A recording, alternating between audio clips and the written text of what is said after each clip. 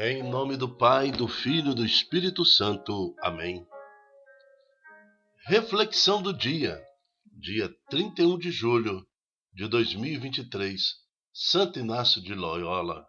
Memória, segunda-feira.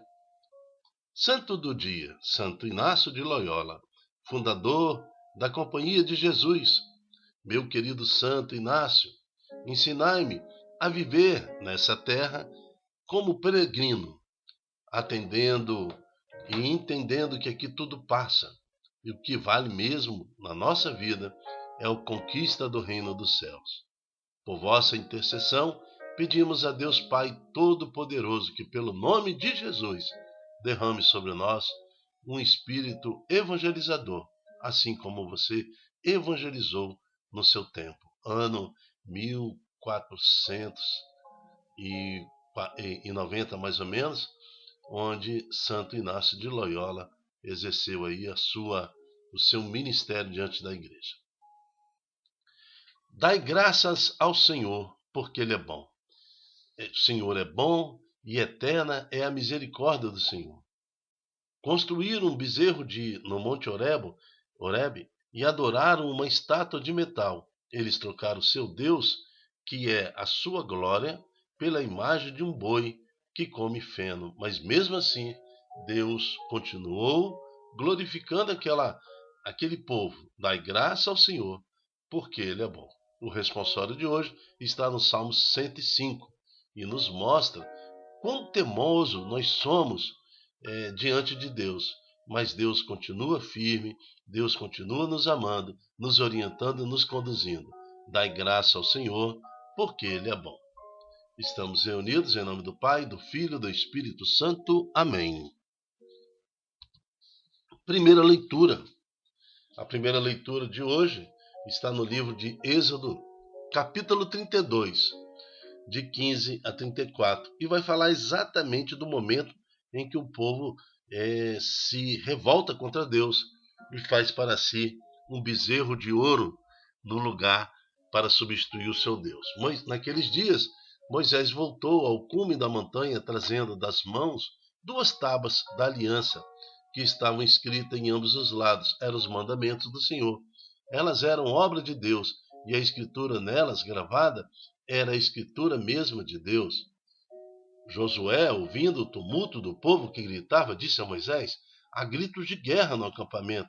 Moisés respondeu: não são gritos de vitória nem de derrota, mas o que eu ouço são vozes de gente que canta. Quando chegaram perto do acampamento, e viu então um bezerro e as danças, Moisés encheu-se de ira, arremessou por terra as tábuas, quebrando-as no sopé da montanha. Em seguida, apoderou-se do bezerro que haviam feito e queimou, destruiu até reduzi-los a pó. Depois espalhou o pó na água e fez os filhos de Israel beberem a água. Moisés disse a Arão: que te fez este povo para atrair-te sobre ele tão grande pecado? Arão era uma espécie de sacerdote, né, que ficava acompanhando Moisés. Arão respondeu: sim, não se indigne o meu senhor. Tu bem sabes que este povo é inclinado ao mal. Eles me disseram: faze-nos um Deus que caminha à nossa frente, pois quanto àquele Moisés, que nos tirou da terra do Egito, não sabemos o que lhe aconteceu. É que Moisés ficara mais de um dia na montanha diante da presença de Deus. Eu então lhes disse: quem de vós tem ouro? Eles trouxeram ouro e me entregaram. E eu lancei no fogo e saiu esse bezerro. Então nós não podemos imaginar que eles estavam adorando uma imagem de bezerro direitinho, não. Eles estavam adorando uma espécie deformada, né, derretida de ouro, que lembrava que era um bezerro. No dia seguinte, Moisés disse ao povo: vós cometestes um grandíssimo pecado, mas vou subir ao Senhor para ver se de algum modo poderei obter perdão por vosso delito. Moisés voltou para junto do Senhor e disse: este povo cometeu um grandíssimo pecado. Fizeram para si deuses de ouro. Peço-te que perdoes esta culpa, senão risca-me do teu livro que escreveste. O Senhor respondeu a Moisés: é aquele que pecou contra mim, que eu riscarei do seu livro. E agora vai e conduz este povo para onde eu te disse. O meu anjo irá à tua frente, mas quando chegar o dia do castigo, eu os punirei por este seu pecado. Palavra do Senhor. Graças a Deus. O que nos chama a atenção nessa primeira leitura é que justamente Arão que era responsável por manter a liturgia da adoração, ele como prefigurando a figura do sacerdote ali, né? Ele que era responsável pela disciplina, ele estava ali responsável pelo ordenamento, entre aspas, litúrgico de toda a adoração ao Senhor. Justamente ele se deixa ser corrompido pelo povo. Diante da ameaça do povo, ele cedeu para que aquele povo fosse então e construísse um touro de ouro e adorasse no lugar de Deus, com medo do povo. Então nós não podemos ter de jeito nenhum medo de nossos filhos, medo da sociedade, a cobrança da nossa casa para que nós também sejamos adoradores desse mundo. Ao contrário, assim como Moisés e assim também como Josué, devemos estar alertas, estar à frente, quebrar todo o pecado, destruir todo o pecado que ronda a nossa casa, mantermos firmes na adoração do nosso Senhor Jesus Cristo, na adoração e no guardamento de todas as leis do Senhor na nossa casa, principalmente e na nossa família. Jamais temer sobre a ameaça dos nossos filhos ou do esposo ou da esposa, querendo trazer para o nosso lar práticas mundanas e querer e desejar que isso se torne normal. É necessário então que alguém na casa se revolte, como fez Josué e como fez Moisés. E também é necessário que alguém dobre o joelho a Deus, pedindo por misericórdia, clamando a Deus para que o Senhor não leve em conta nossos pecados, principalmente os pecados familiares. É na família que começa então a surgir a decisão do cidadão e da cidadã para servir ao Senhor neste mundo, guardar a lei de Deus. É necessário viver um tempo terreno, é necessário viver as urgências materiais, construir, dar-se em casamento, vender, comprar, ter a sua vida profissional, mas é necessário guardar também o templo santo, que é a nossa casa, a nossa família, o nosso ser, e guardar a nossa vida inteiramente para o Senhor. O Senhor responde a Moisés diante do ato de idolatria. É aquele que pecou contra mim, que eu riscarei do meu livro. O pecado, então, é tratado pessoalmente. Não é toda a família sofre a consequência do pecado, mas aquele que peca que será cobrado ao Senhor. O Senhor cobra daquele que peca. Logo, toda a humanidade sofre as consequências do pecado. Então nós vamos ver menores abandonados, doenças, criancinhas nos hospitais, velhos abandonados. Então tudo isso é uma consequência social do pecado. Mas é aquele indivíduo que peca, o pecado então é pessoal, a esse será cobrado.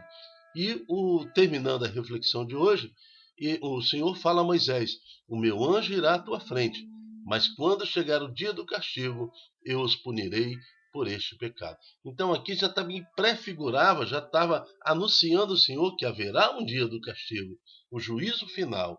Vamos preparar os nossos filhos, preparar a nossa casa, preparar a nossa família, para termos consciência de que Jesus está voltando, Jesus há de voltar, e todos serão julgados, né? Os vivos e os mortos. Esse é o dia do juízo anunciado também aqui no Êxodo, capítulo 32 de hoje. Palavra do Senhor, graças a Deus. Proclamação do Evangelho em Mateus, capítulo 13, de 31 a 35. O Senhor esteja convosco, Ele está no meio de nós. Proclamação do Evangelho de Jesus Cristo segundo Mateus. Glória a vós, Senhor. Naquele tempo, Jesus contou-lhes outra parábola. O reino dos céus é como uma semente de mostarda que um homem pega e semeia em seu campo. Embora ela seja menor do que todas as sementes, quando cresce, fica maior do que as outras plantas e torna-se uma árvore, de modo que o pássaro vem e faz ninhos sobre seus ramos. Entendi isso, irmão e irmã? O reino de Deus é como uma semente de mostarda. Vovô, vovó, bisavô, tataravô, tataravó, eles plantaram isso na vida deles e hoje essa semente vem crescendo de geração em geração. Nós estamos no século 21, 2023. Olha quantos cristãos tem no mundo, porque os nossos antepassados semearam essa semente. E nós também, na nossa geração, vamos manter a semeadura dessa semente que é a fé, para que os nossos netos, bisnetos, tataranetos, pentanetos, o que seja, sejam também guardados sob a proteção do Senhor. Esta é a nossa missão. Por isso nós nascemos e por isso nós morreremos. Jesus contou-lhes também uma outra parábola. O reino do céu é como um fermento que uma mulher pega e mistura com 3 porções de farinha, até que tudo fique fermentado. Então, é necessário sermos insistentes todos os dias. Nossos filhos têm que nos ver orando, com um tercinho na mão, com o joelho no chão, papai e mamãe orando. É assim que se educa uma casa, é assim que se constrói a família. Os filhos orando convertem o pai e a mãe, né? A conversão do filho também converte os seus pais. Então, a família ela vai se estruturando na medida em que um da família se volta para o Senhor. Quem sabe não é você que está escutando essa palavra hoje, que seja pensado na sua família para ser o canal de graça e salvação daqueles que você ama. Agora é necessário insistir. Assim como a mulher mistura o fermento, né, com um pouco de farinha de trigo misturado na água, até que tudo fique fermentado. Tudo isso Jesus falava em parábolas às multidões. Nada lhe falava sem usar parábolas para cumprir o que foi dito pelo profeta. Abrirei a boca para falar em parábolas. Vou proclamar coisas escondidas desde a criação do mundo. Palavra da salvação. Glória a vós, Senhor. Jesus usava muito a arte, né, o artifício das parábolas, porque primeiro que é fácil para o simples entender, e depois é complicadíssimo para aquele que se sente importante, arrogante nesse mundo, compreender as parábolas. Mas aquele que acolhe na simplicidade do seu coração e quer entender o que Deus está falando, fica fácil de entender. Por isso que ele fala, abrirei a boca para falar em parábola. Vou proclamar coisas escondidas desde a criação do mundo. O julgamento final, tá vendo? O dia da vinda do Senhor. Tudo isso, a misericórdia do Senhor, o reino de Deus, a igreja, tudo isso está contido na parábola do Senhor, que hoje vem nos anunciar em Mateus capítulo 13, de 31 a 33. Pedimos então a intercessão de Santo Inácio de Loyola, aquele que também que foi um adorador, viveu a sua vida material, sua vida terrena. Ele era soldado, militar, gostava um pouquinho das farras, mas um dia ele acabou se ferindo numa batalha e nessa cura, enquanto ele estava no hospital, enquanto ele estava em recuperação, foi lendo livros, principalmente dos santos da igreja, e acabou se convertendo e fundou a Companhia de Jesus, Santo Inácio de Loyola, né? Transformando assim o tempo ao seu redor, a sua geração, contribuindo para que a igreja fosse fortalecida. Ele que é o padroeiro dos retiros espirituais, né? Então pedimos a graça que, pela intercessão de Santo Inácio de Loyola e pelo nome de Jesus, né, Deus possa derramar sobre nós um espírito forte, vigilante, assim como Josué e Moisés, e que possamos, para aquelas pessoas que nós amamos, ser um sinal da graça e um canal para que o Senhor reine nos nossos corações. Amém. Eu me chamo Dilton Góes, o nosso projeto chama-se É de Mim Se Não Evangelizar. Eu quero te pedir hoje para que você faça parte desse exército de anunciadores da palavra do Senhor. Multiplique em suas redes sociais, WhatsApp, Facebook, YouTube. Você pode ser um anunciador da palavra e receber hoje a graça de ser um profeta, de ser um homem ou mulher justa diante de Deus. Pois são belos os pés do mensageiro que anuncia a paz. Até a próxima, se Deus quiser. Tchau, tchau.